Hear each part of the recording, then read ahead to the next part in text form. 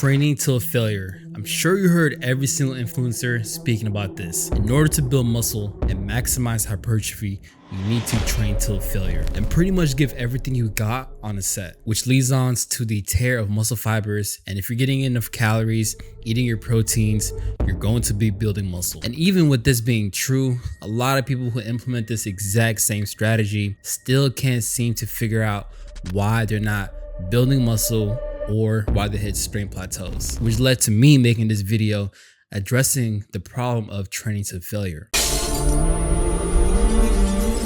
So the problem with training to failure is that there's two extremities on each side of the spectrum. You got one group who never really trains to failure. They pretty much just cruise throughout the entire workouts, barely even breaking a sweat, and have no progress, whether it's building muscle or improving their strength adaptations. And then you got the other end of the spectrum. Well, they train till failure, let alone they probably be training even past failure, right? But they just don't know when to dial it back, which also leads to, not maximizing your muscle building gains and improving your strength adaptations as well. Now, what you want to do is utilize both principles, right? Both ends of the spectrums, and kind of fall in the middle where you know exactly what you need to train to failure and which exercises are deemed best for training till failure over an extended period of time. So the first problem when it comes to training to failure is the overaccumulation of fatigue. Here's what you need to know and how fatigue can come in several ways, but the most common in relation to strength training is muscle fatigue and CNS fatigue. Muscle fatigue is where you're placing a lot of stress on a particular muscle. Perhaps you have an insane amount of lactic acid built up.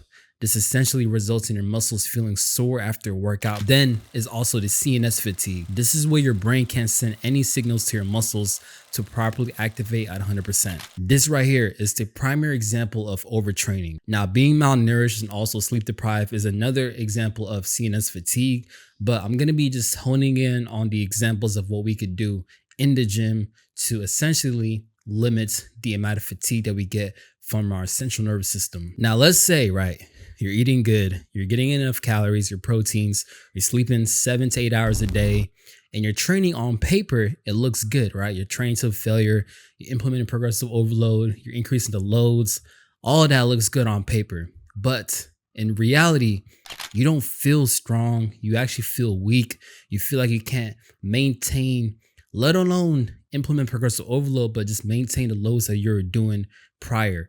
So you feel like you're losing strength, right? You feel weaker, which makes you feel like, why can't I muster any strength to just perform this exercise as I once did before?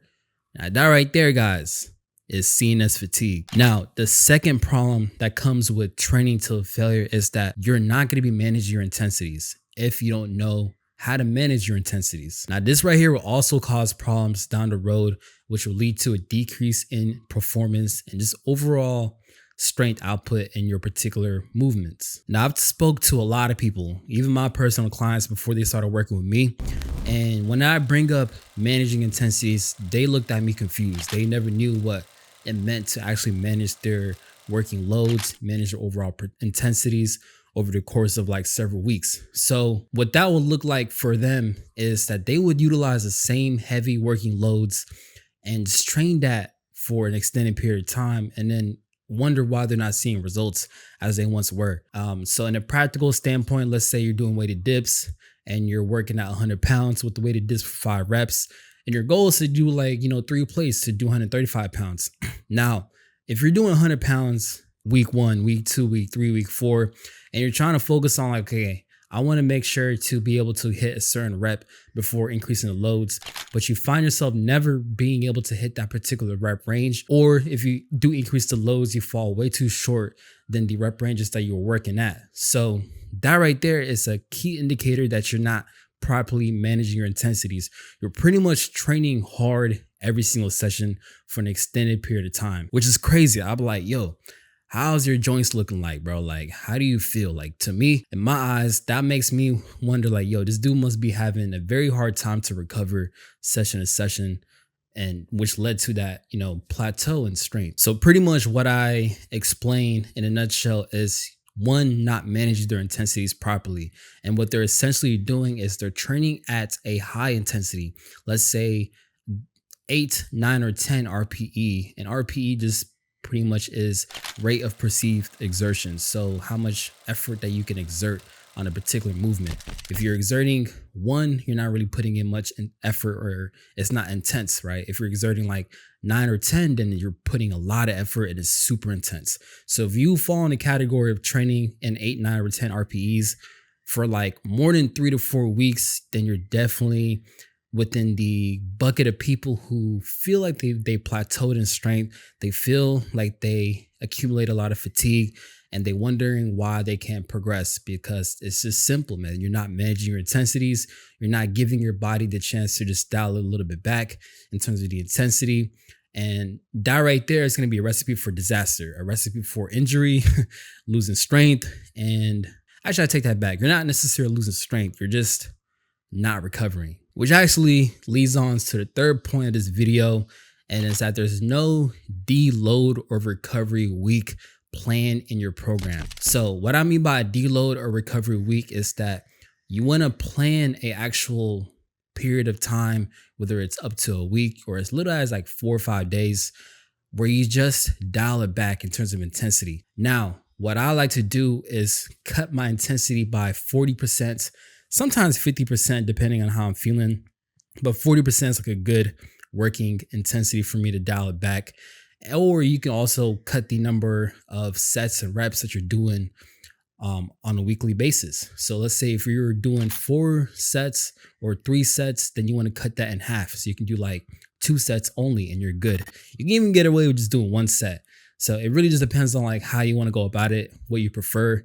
Me personally, I like to play with the volume and also make sure that I'm slashing my intensities, like my working loads, by 40%. That being said, you first want to make sure that you're not taking that mindset of training to failure. All right, just take that training to failure mindset out of there. Right, you're only training to failure within a specific period of time, for a specific movement. So, for example, I actually do train my isolation-based exercises till failure on a session basis, but I don't train my compounds or my primary lifts till failure on a session basis. I manage those intensities over a course of 6 to 8 weeks. Now, 6 to 8 weeks is going to be something called a training block. So each block consists of a period of weeks. And essentially, alluding to my last point, you want to incorporate a deload or recovery week at the end of that training block, right? So this is going to give you the chance to actually dial it back, let your body reset. So for the purpose of this video, let's say we're doing a training block of just 6 weeks. Weeks 1, 2, 3, we're gonna be training within the intensity ranges of like 6 to 7 RPE. Then weeks 4 and 5, you're gonna be training within the RPE ranges of like 8 or 9. And then week number 6, right? That's your peak week. This is where you want to hit a PR. So you're training more than likely RPE 9 and 10. So by then, once you get a PR, you might have another PR week in you, but no more than 2 really high intensity weeks in terms of like RPE 9 or 10 within the same block. You're definitely not going to be feeling good, or you're just going to like miss that entire set. So you pretty much have 1 to 2 PR weeks per block. And then after that final PR week, you want to essentially take that deload, go into that recovery mode, reset your body, rinse and repeat that process, and start that new block again. So you can continuously but safely make progress over time. Now that right there, guys, is this most easiest example of how I train, how I actually coach my clients to program their training and pretty much just continuously make results, right? You want to be able to train smart. You want to utilize what you've done prior to your advantage. So if you're not tracking your workouts, you're not managing your intensities, you're not incorporating deload, recovery weeks properly, then you're not going to be seeing the results that you are aspiring to get. But hey, what do I know? If you want to see more content like this, be sure to follow me, man. I'm a tough fitness scout shit. No cap. Cobra trains. He's up next. Make sure y'all subscribe to him. He's number 1 out here. He's the toughest fitness guy out here.